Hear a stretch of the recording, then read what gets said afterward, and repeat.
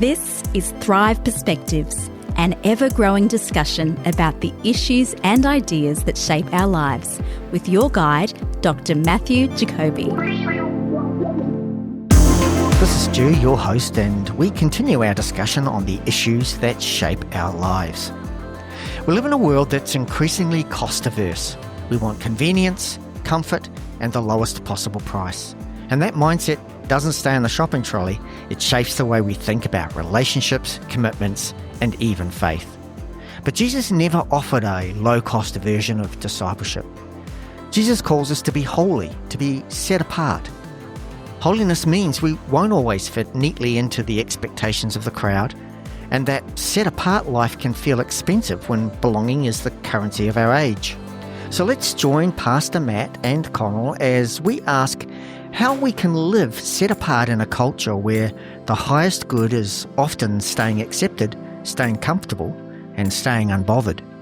The question isn't whether following Jesus will cost you, but what you're willing to pay. Hi Matt, Connell, good to be in the studio as we continue Thrive Perspectives, as we look at the issues that shape our lives. And we thought in this episode we'd pick up a little bit on where we left off from the last episode, where we talked about conformity in the narrow way and the broad way, and to sort of land it a bit closer to home and actually look at specific things and specific ways in which culture, which is so powerful, this cultural pressure on us to be conforming is so strong. I think we underestimate that and how easily it can make us drift away from those core values. Which is a big biblical theme. And this is, if you read through the story of the Old Testament, isn't this the big theme of the people going into the land? And, I've just been reading through Deuteronomy for our sister podcast, Thrive Deeper, and the continual exhortations not to follow the ways of the nations around you and not to conform to as Paul says, do not be conformed to the pattern of this world. Yes. And then, of course, they do. And as readers now, we say, oh, no, what are you doing? What's wrong with you? What's wrong with you? That's so obvious. It's so obvious that you're blending into the pattern of this world. But that's, of course, because we're not enticed by those things in that culture at that time, right?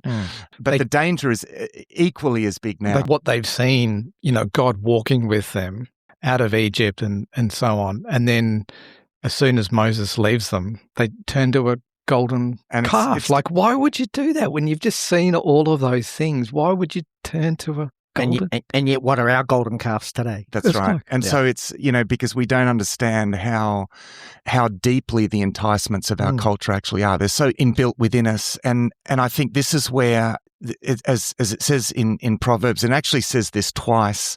It's one of the only proverbs that's repeated twice is Proverbs 14:12. There is a way that seems right to a man, but its end is the way of death.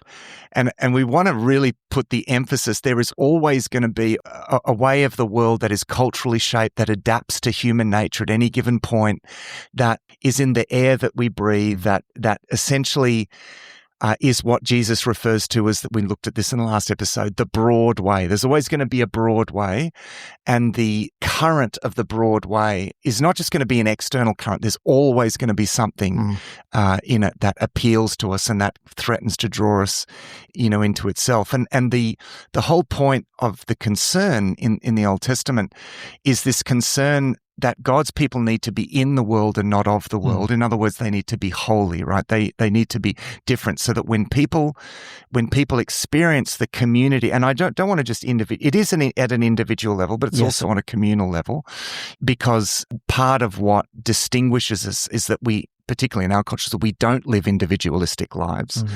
So, when people look at the Christian community, as when the idea back then was when people experienced God's people, Israel, there would be a sense of difference. Yes. There's... What is it about you? Holiness is the principle there, right? It's distinctness, right? But in order to attain that, we actually really need to take very seriously how strong the current the other way is. And I think that's important for us because we're more enmeshed in the world now. I mean, at least they in a sense lived in an isolated enclave, right? We're not actually meant to live in an isolated enclave. We're meant to live in the world, and we have a mission in the world to witness to a completely different way of living. Yeah. And it's pointless if we just exhibit, and I'm not talking about external differences. And I think this is where we can go wrong, because there is a sense in which we need to be the same. I'm going to say that very cautiously, in order that people experience a difference, right? So we speak the same language, we adopt the same cultural idiom, right? Because we don't want to be unnecessarily unintelligible or offensive, right? This is, a standard kind of aspect of cross-cultural missions. We're just trying to limit obstacles. Yeah, you learn the culture so that you're not unnecessarily offending people by cultural differences. I mean, you look at the example of Paul on his missions in the book of Acts, and he went again and again out of his way not to offend the cultural sensibilities of people, so that they could experience the distinct call of Christ. So. Which is why, as a church, we use the cultural forms of our time. We speak the language of our time, with the way that we illustrate things, the musical idiom, all of these things. Again, not so that we blend in, but actually so that people can experience the difference. Mm-hmm. And I think that's the way that I would put it is that we want to have an on-ramp that is an ascending on-ramp. Yes. You know what I mean? So that as people, when they first turn up, it's like, oh, these are normal people like me. But as they move in, the on-ramp is an ascending on-ramp, right? It's like, I'm starting to, the more I'm amongst these people, the more I see there's a difference. And actually, I think it's right that it feels like a costly difference. The experience that people have, it must feel discontinuous with a worldly way of living. Because what we're offered in the gospel is a new heart, right? Ezekiel 36, I will give you a new heart and put a new spirit in you. So it's not just more of the old. And we need to be very conscious of this in a culture that is a market-driven culture. We would describe ourselves as a consumer culture, right? So in this consumer culture, we need to be very careful that we're not just pandering to the consumer, because that's, in our market-driven culture, you create products for needs and. This is the problem, though. Like what we're saying here, in a market-driven culture, you've got to attract people. Yeah. You've got to attract the market. So to some extent, maybe it's a symptom of church culture.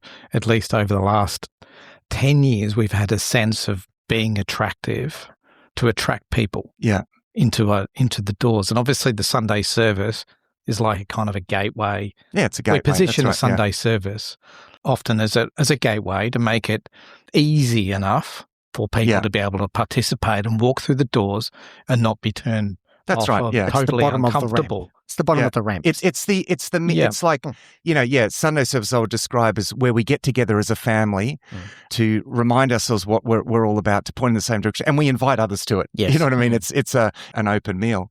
But in that context, we want people to experience.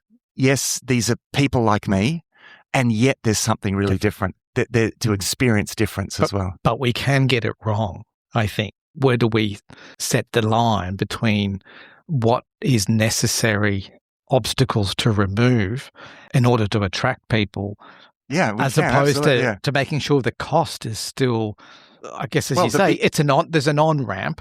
Yeah. We've got to get people on the on-ramp, and sometimes we don't do a very good job of even building the on-ramp. But I think sometimes we actually create an obstacle for them to then comprehend the cost.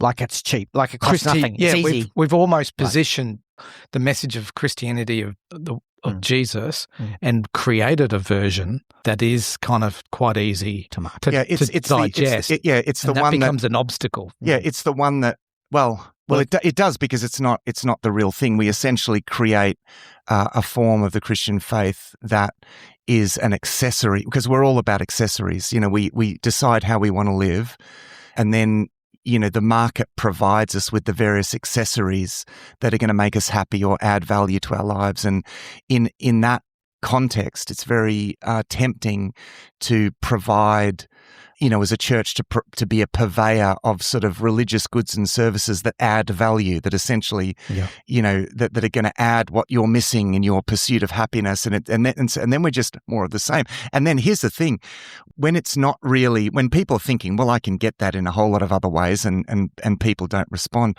I feel like then the temptation is to put ourselves on sale, to lower the cost so much that, well, we've got to create a sale, we've got to make this as cheap as possible. You don't have to, nothing is expected of you. And I mean, sure, as I often say, in fact, you should not change anything when to come to Jesus. You don't have to change anything, but you come knowing that everything is going to change, right? Everything. It's like Jesus said, unless a person gives up everything that they have, they cannot be my disciple. Talk about a cost, right? And I think your ramp analogy works really well there, because as you enter the ramp, it's close to the ground where you start, but as you go up, it gets further away and it requires more of you. And I think we live in a society that's cost averse. We want to have everything at the least possible cost. And so even from within the church, even at a leadership level, sometimes we can look at how do we make it as easy as possible and as comfortable as possible. And how do we, what's the least I can do to still be involved? I'll just be on once every 8 weeks or something or other on the roster. But I'm thinking even as leadership, it becomes more important that there's coffee afterwards or tea afterwards, because people will get upset if there isn't. And it's like, now that's nice, but it should never be the leading edge, in my opinion. The leading edge should be, we need to recognize certainly those, not necessarily new people who are at the ground level stepping onto the ramp, but the people that are up the ramp, that's where there needs to be a cost. And we need to recognize there is going to be a cost. And actually, if there isn't, if it's not costing you anything, if it's just when it's convenient, if there isn't a level of sacrifice, then I think we've got to really ask ourselves, how much am I on the narrow road? Because it's easy to talk about it too as a concept. Would bring people in to lead them somewhere up the ramp to understand the cost and to enter into a relationship with Jesus. And you've got to look at it and go, but how successfully are we doing that? But we can't really measure it by numbers, because many people came to hear Jesus's message and then many turned away. So I'm not even sure how you define success. But I do think for a lot of Christians, the only connection with church is the Sunday service. And so if the Sunday service is designed to be relatively easy to be part of, then they kind of remain at that level. There's not the ramp necessarily. And so you end up with a whole church of people that are develop that sense of, this is what it means to be part of a church, is to come to church on a Sunday, and then I've kind of expected to be a certain way in order to make me happy to be in this church. It's like maybe we set it up that it's hard to progress people on beyond that point. And I'm not sure that I think the cost needs to be upfront, actually. Yes. And I've been more and more conscious of this experience I've had, I think it was in a market in Turkey or something. And when a guy comes in and says he's going to give me something, I'll give you, you're from, I'll give you something for your, and he starts making something and gradually it's like, that'll be 10 euros. And gradually the cost went up and up and up and up, right? And it was a bit bait and switch. Yes. He was bait and switching me. And I think we need to be careful of bait and switch. I just think we should be upfront about the cost, because I actually think we depreciate the value of what we have if right from the front it feels like cheap and easy. And if I walk past average sort of car dealership, I probably won't even have a look, right? But if I walk past a Lamborghini, like I probably. I'm probably going to stop and look and, it's just the concept of something costing that much, it's like, wow, this must be, you just think this must be something special, value. Right? Yeah. Like, because we equate value to cost. Yeah. So if it costs nothing, well, we don't value it much. Yeah. And it's, so we have free access, but we have free access to a costly life. Let's be clear, on that. And it's free because of God's incredible cost. Yeah, but unfortunately, the free bit tends to equate to then cheapening it. Free means, of course, this is kind of a concept of cheap grace that was famously criticized by Dietrich Bonhoeffer in his book, The Cost of Discipleship. And brilliant book. And, he talks about cheap grace, how we can, because we have free access through Jesus Christ, we can then just cheapen grace. Nothing is required of you. You can just come as you are and stay as you are. Now, sure, come as you are, but the fact is, again, it's life for life deal here. Yeah. Jesus freely gives his life for you so that you can cash in your old life for a new life. I mean, that's even saying that is kind of cheapening, but it is actually about leaving something behind and taking up something new. Yeah. I think your comment about the cost in how as churches sometimes we can maybe lower the bar and then it makes it difficult. I think there's two sides to that. I think as Christians, and this obviously with new Christians, it starts with a good start for those new Christians, is understanding that living things grow. So there's an expectation that we've got to grow. I think we've got to put that expectation on ourselves. How am I growing this week compared to last week, or this year compared to last year? How am I growing? And I think the church's responsibility is to make sure there are pathways for people to step onto to grow. We can't make people grow. I think as the church, but we do have a responsibility to create pathways where people can take a step to go deeper in their faith. And I think then there needs to be the expectation that people are availing themselves of that. And part of that is serving. This is the church isn't a place you go to. It's something you're part of. Again, I think this is where presence over platform, the whole idea of, we're for people and with people. We're helping each other. There's not a group up the top to do all the work to help everyone, but we're all leaning in here. And I think that's the thing that shines to people coming from the outside. Yeah. I think it's that sense it's seeing a whole lot of people invest. Yes. A lot. And it's like, wow, this must mean a lot to you. Yeah, this must mean a lot. And this of course, was this is the secret to the power of the early church, is in times of persecution, they were prepared to give their lives before deny their faith. And that said, and the thing is, it's like God allowed that. And why would God allow that kind of persecution why would God allow his people to suffer so much? Because it demonstrated the worth.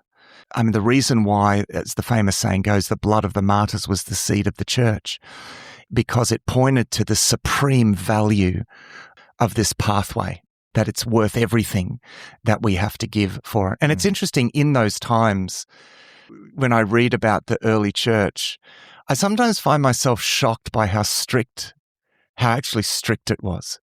I mean, if you're not really serious about it, and if very welcoming and open, but if you're not serious about it, see you later. I mean, it's like, I believe the church is something like is a recovery community for the human condition, right? And in some ways, I sort of model it off the Drug and Alcohol Rehabilitation Centre that we're partnered with as a church, Foundation 61. And, if someone turns up at Foundation 61 and says, well, I'll come here, but as long as I still get to observe all of my, continue my old lifestyle. No. See you later. You know what I mean? Like you don't, and in fact, they're very strict. If you, basically, if you slip back into it, or if you smuggle, contraband in, so it's like, see you later. And that's because it's not only about that person. Yeah. But it's about the influence of that person on everyone else. And I think that's what we're really trying to speak into here, is the cultural pull, or the crowd pull, I guess. Yeah. There's a huge pressure, much more than I think most of us would recognize and accept. And that pressure is to go along, but often it's not just going along. It's actually where we start to reinterpret our own reality, so that our outward kind of actions begin to match what we believe inside. And we start to rethink about what we thought we believed in the terms of what it seems that everyone else is believing. But I sort of think maybe the ramp analogy falls down a little bit in my mind, because I think we try to make that journey from not having made that decision yet to follow Jesus. And we try to make it such a smooth, gradual transition into it by, taking people on different pathways and teaching them and leading them to a point over time where they're ready to make that decision. Maybe the decision, though, that's got to be made is more abrupt. Oh, but you've got to. The point of that is that you've got to know what you're dealing with, and this, there's a element of discipleship that comes before people make a decision. And I mean, at its strictest in the early church, you see that there was a long process that they went through before they formalized their decision in baptism. I mean, they really got to know what does this actually involve, like because they wanted to ensure it wasn't that they were expecting people to have it all together, so it was definitely still belonged to the early stages, but there's a sense of we do need to give people time because it's such a worldview difference. They need time to journey with us and to understand it and to learn and to read and to actually understand because it's different. People need to be able to grasp the difference. Time. I get that. Maybe the whole thing, like if you take baptism, for example, to me, it's like more of a step. You can come in and you can be part of learning and seeing what it's about and so on. But it's not actually a ramp, a little gradual ramp. It actually is a point where there is a step to take. Like, by ramp, it's not like that doesn't mean it's a smooth transition into the faith. But it's like a ramp of understanding, and then you sort of got to get to the top, and you realize there's actually a leap into another completely different kind of life. But maybe it's not too. Maybe the ramp at that part isn't too long. That's what I'm saying. You said before you want. I like my I like my ramp analogy. It's falling apart. Let me share. I mean, Jesus' discipleship method was come see. That was the first thing. Come and observe, see what the difference is here. Then it's like, okay, now follow me. Yeah, I think that's an appropriate model because you do see that. People had time to observe Jesus. They listened to his teaching. And then he went to follow me and establish these basic habits. And then he went be with me. It's like deploy and continue to grow in the faith. And then ultimately it's like remain with me and get out there and tell everybody else about it and draw other people in. And I think so there is an intentionality around the way that ramp, for want of a better word, even if it has steps and it works, but there is an element of come see first. And I think that's what we're trying to do. Two things in our church services. I think we're trying to continue to create the community for existing believers and Christians who want to come and continue to grow. We're trying to do that to some degree in a Sunday service, but not primarily, I would suggest. But we're also trying to say, come and see what it's like to be part of this community, to be part of Jesus' community here. Yeah, that's right. But you said before you want to be more upfront about the cost because always like that whole bait and switch thing is a real problem. Like we try to make it out as if it's one thing, and then as you get further and further along the road, you gradually get shown what it's really about, and then the cost comes out. And you touched on it before. You said you want to make the cost more upfront, and maybe that's key to it. That's where I kind of see more of a step. It's like we're very upfront about the cost, but you're allowed to be just part of it and observe and part of, hang around and listen and see what it's about.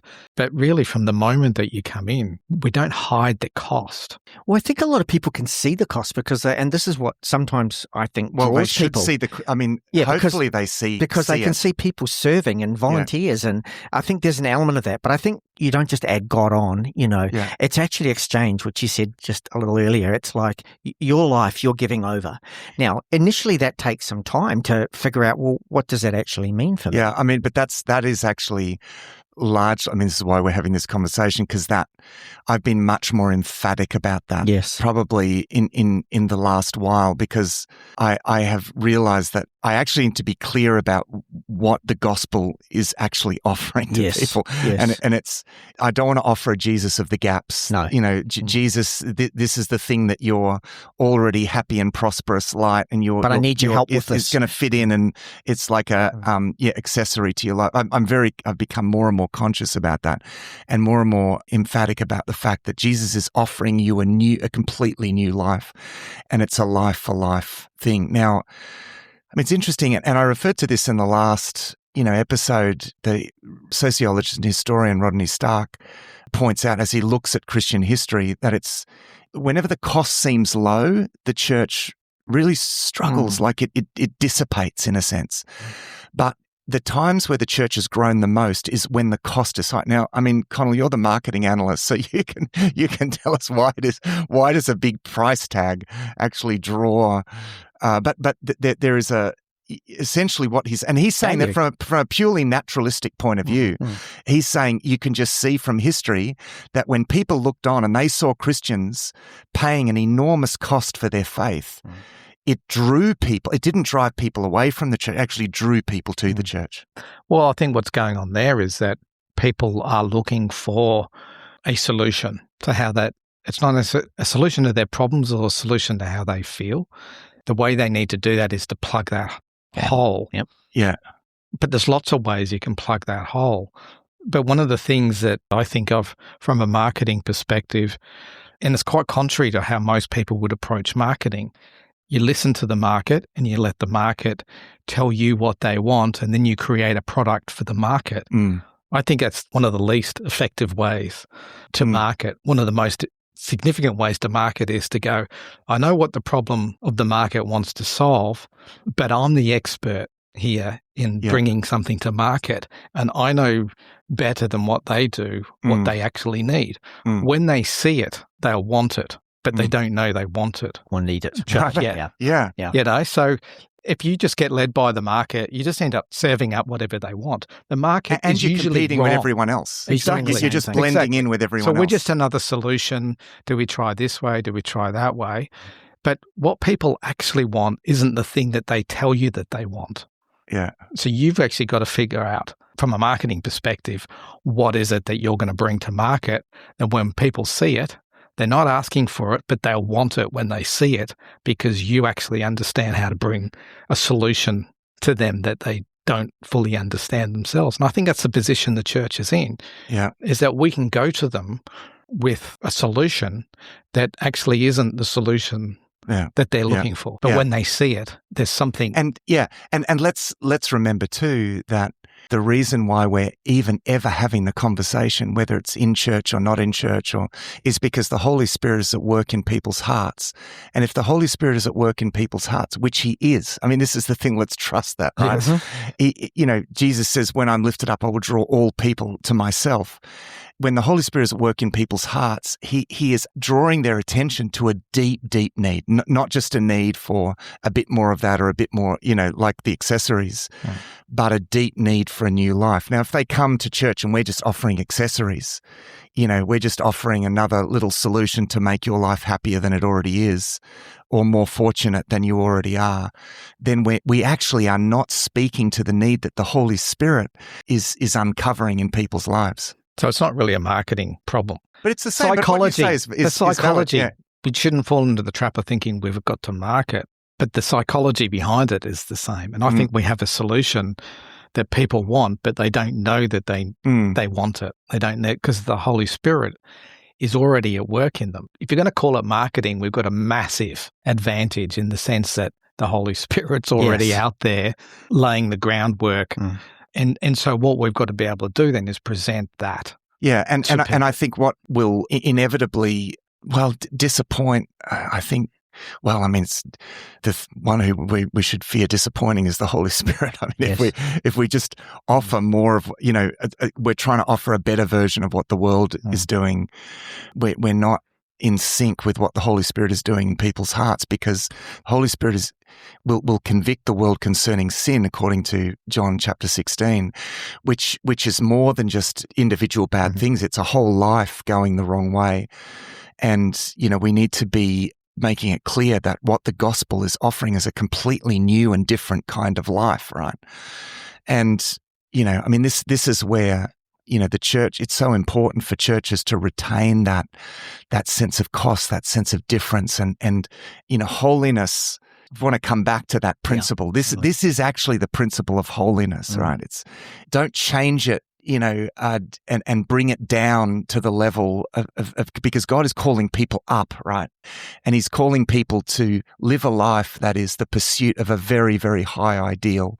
So don't bring that down to the level of people and cheapen it. And I think, again, the temptation for churches, and I see a drift of churches wanting to kind of align themselves with everything that the world is saying, because it, again, coming back to the proverb, because it seems right. And it seems the cost seems kind of mean. Yes. It seems kind of mean. It doesn't feel gracious, that call, unless a person gives up everything that they have, they cannot be my disciple.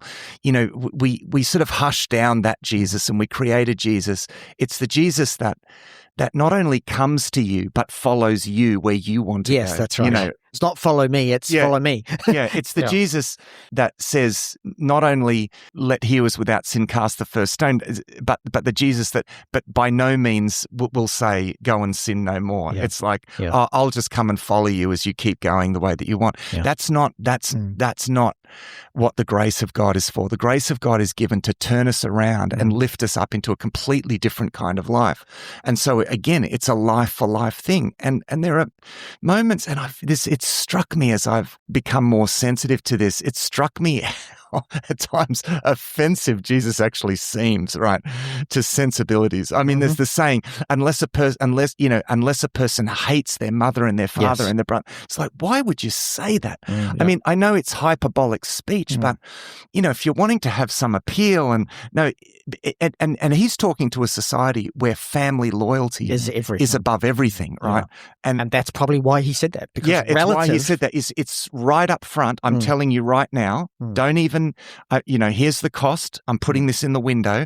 Unless you're willing to give up all of that, you can't be my disciple. I mean, whoa. And this is where he goes on to say, talk about counting the cost. Yes. For me, the whole idea of the attractional church model is problematic. I think it doesn't diminish the fact we've still got to lower barriers and make it, facilitate it so that people can come in through the doors. But we make the mistake in thinking it's a marketing exercise, but it's not, because the Holy Spirit's involved in this. But it's also, we make the mistake of thinking that holiness is unattractive to people, but maybe it's not. So rather than it being a bait and switch where you learn about holiness down the track, it's right up front. And I can imagine that people are willing to make a step into that themselves, but they're still drawn to it. That's right. And we're not, and I think it's important to say, we're not talking about moral superiority. No. Right? Yeah. Because holiness is the tax collector beating his chest and saying, Lord, have mercy on me, a sinner. It's that, there's difference, right? Everyone else is self-justifying and, it's an aspiration. It's being filled with the Holy Spirit. It's a distinctness of desire, of longing. It's a distinctness of what you're prepared to give up. It's the sinful woman who pours out the alabaster jar over Jesus, who pours out her worship, because she's so overcome with forgiveness and she's giving everythis to Jesus. That's what we mean. So that's attractive. That's attractive in the attractiveness of the gospel. It exudes value. It says this is the most valuable thing above everything. This is worth giving your life for. Matt, just before you wrap up, I want a couple of comments I want to make. I think it's really important for us all to recognize that when we say the church, we need to realize that's not some group of people who've got to make it happen. That's each one of us. We're all the church. That's right. Yeah. So this is about us taking on this mantle of being holy and set apart. I think also recognizing that when we come into a corporate church setting, as you say, Connell, lowering, removing as many obstacles as possible at an entry level.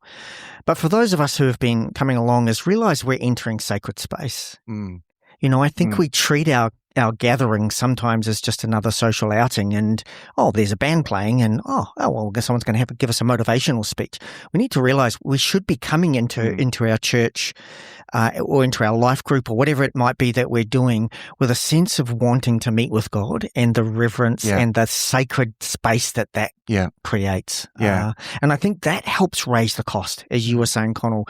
That's where this is different. Something's different is happening here. Yeah, and I think we think that that's a problem. But they love it. It's a problem. But people want that. People see it. They're not looking for it, but they see. And when they see it, they go, we want to be here. We may not be ready to make the decision ourselves, but there's still something attractive to be drawn around it. Yeah, so people need to experience our utmost respect.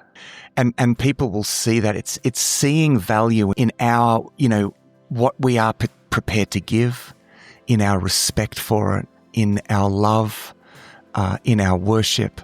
That's, I think, part of seeing the difference in a society where we're trying to get away with expending as little as possible, coming into an environment where you see the complete opposite, a people who are all too joyfully giving their utmost, giving their most, giving their best, sacrifice, which is again so countercultural.